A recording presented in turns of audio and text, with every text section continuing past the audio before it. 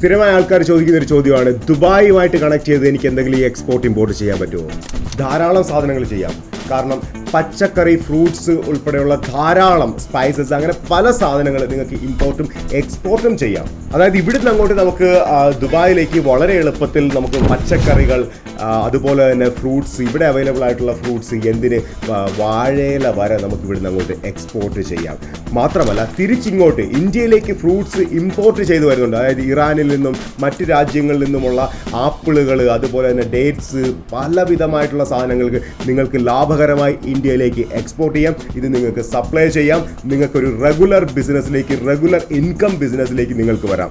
So international market വളരെ open ആയിട്ട് കിടക്കുകയാണ്. നിങ്ങൾക്ക് എന്തും വാങ്ങാം, എന്തും വിൽക്കാം എന്ന് പറയുന്ന ലീഗലായിട്ടുള്ള എന്തും ചെയ്യാവുന്ന ഒരു അവസ്ഥയിലേക്ക് ഇൻ്റർനാഷണൽ മാർക്കറ്റ് ഓപ്പൺ ആണ്. അതിലേക്ക് വരിക, അതിലേക്ക് മുന്നിട്ടിറങ്ങുക എന്നുള്ളൊരു സ്റ്റെപ്പ് മാത്രമാണ് ആക്ച്വലി നിങ്ങളുടെ മുമ്പിലുള്ളത്.